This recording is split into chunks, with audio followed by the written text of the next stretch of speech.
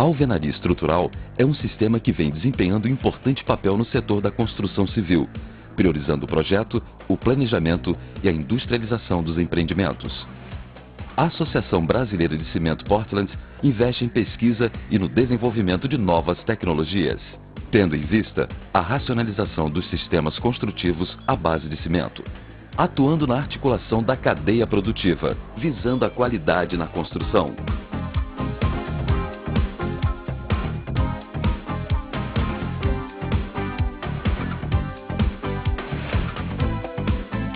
Para a fundação, o primeiro passo é a preparação do terreno para receber o lastro de brita, um colchão drenante para evitar a água em ascensão. Depois de receber as ferragens, locar as instalações de piso e verificar o esquadro e o nível da forma. Esta estará pronta para ser concretada. Uma lona plástica deverá ser usada para o isolamento da camada de fundação, evitando a perda de água do concreto. Depois do recebimento do concreto, é feita a concretagem do radier e o desempenamento do piso.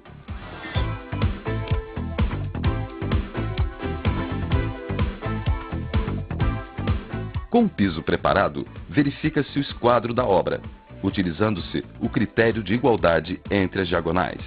A tolerância é de 5 milímetros de variação a cada 10 metros. Depois, marca-se a direção das paredes, vãos de portas e shafts, utilizando o fio traçante, também chamado de cordex. Conferindo referências com o gabarito de marcação ou locação da obra e verificando a posição das instalações. Cabe ao encarregado marcar a posição dos escantilhões. Para fixá-los, usa-se buchas e parafusos. E em seguida, fixa-se as mãos francesas. Depois é só colocar no prumo, utilizando a régua prumo nível. Frequentemente, a régua deve ser conferida com o fio de prumo convencional. Na direção das paredes, com o nível alemão ou a laser, percorre-se e mapeia-se o pavimento. Após encontrar o ponto crítico, que é o mais alto da laje, galga-se 20 centímetros acima deste ponto e transfere-se este nível para cada um dos escantilhões. Após todos os escantilhões nivelados entre si e com a primeira marca das réguas graduadas devidamente ajustadas, conclui-se o nivelamento da primeira fiada. A última etapa antes do início do assentamento dos blocos é a instalação dos gabaritos de portas nos vãos já marcados no pavimento.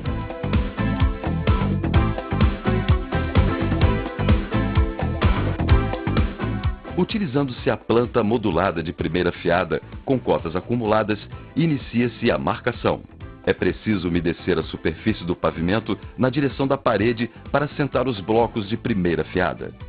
Os primeiros blocos a serem assentados devem ser os chamados blocos estratégicos, que são os blocos de canto e os que determinam os encontros entre paredes. Desta forma, garantem-se as medidas entre cômodos, restando apenas completar a primeira fiada. As linhas podem ser amarradas com o auxílio do esticador de linha. Usar argamassa conforme a especificação do projeto estrutural. A argamassa pode ser industrializada ou virada no canteiro. Na primeira fiada, para facilitar o assentamento e nivelamento dos blocos, coloca-se argamassa com a colher de pedreiro na largura plena da parede. É importante observar a amarração dos blocos conforme o projeto, plantas de primeira e segunda fiada e vistas de parede, as paginações. Nas demais fiadas, a argamassa será colocada com a palheta nas juntas longitudinais e com a colher nas juntas e septos transversais. É importante usar a colher de pedreiro para tirar o excesso de argamassa e nunca deslocar o bloco depois de assentado, para não prejudicar a aderência. Usar sempre a régua prumo nível, substituindo o tradicional prumo de face, para verificar o alinhamento, o prumo e a planeza da alvenaria. Utilizar a bisnaga para preencher as juntas dos blocos. A bisnaga pode ser escolhida também como ferramenta única para assentamento de todas as juntas do bloco. Em caso de alvenaria aparente, usar ferramentas apropriadas para frisar as juntas, não limpando imediatamente após a execução do frisamento das mesmas para não danificá-las. Os chamados blocos especiais do tipo U, ou canaletas, serão utilizados para execução de contravergas e vergas. Após a execução do grauteamento das contravergas, coloca-se os gabaritos de janela e continua-se a elevação da alvenaria. Existe também a opção de vergas pré-moldadas. Para o grauteamento vertical, no máximo a cada 6 fiadas, deve-se fazer a limpeza no interior dos furos dos blocos, para a retirada do excesso de argamassa, através das visitas. Os andaimes devem ter dimensões adequadas ao tamanho dos cômodos, facilitando a movimentação dos operários. Os blocos do tipo J e do tipo compensador serão utilizados para execução das cintas de última fiada, ou fiada de respaldo. Em caso de chuva, as paredes devem ser protegidas com lona plástica para não se perder o serviço.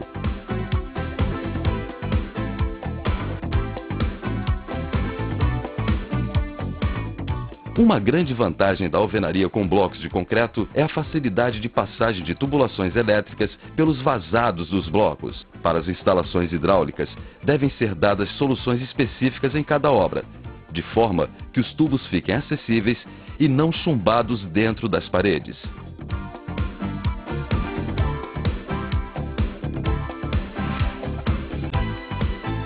Antes de colocar a laje, a fiada de respaldo já deverá estar concretada.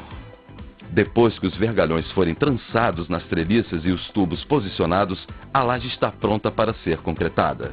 Nesta construção, que não terá um segundo piso, a laje cobrirá apenas a circulação e o banheiro, onde está a caixa d'água. Os outros cômodos terão forro de madeira. O engradamento do telhado também deve ter um projeto de produção e contar com peças previamente preparadas, também visando a racionalização. O sistema de cobertura é com telhas de concreto, que têm um encaixe preciso e agilizam a execução, além de proporcionarem um excelente resultado estético.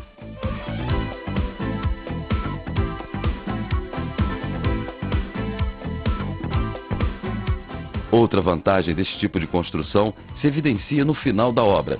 Mesmo com alvenarias aparentes, a pintura direta sobre os blocos dá um bom acabamento em função da regularidade das paredes, o que permite também o assentamento dos azulejos sem necessidade de embolso para a regularização.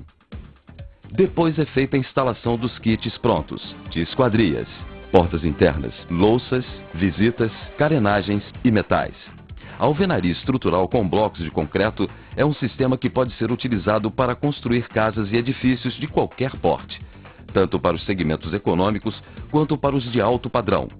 Tal flexibilidade do sistema se dá pela evolução dos métodos de cálculo e do processo construtivo em si, que permite mesclar alvenarias estruturais com alvenarias de vedação, propiciando diferentes opções de layout.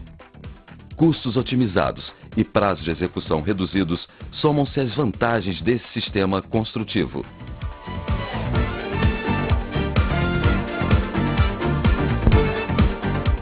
Sistemas construtivos racionalizados. A ABCP adota este conceito.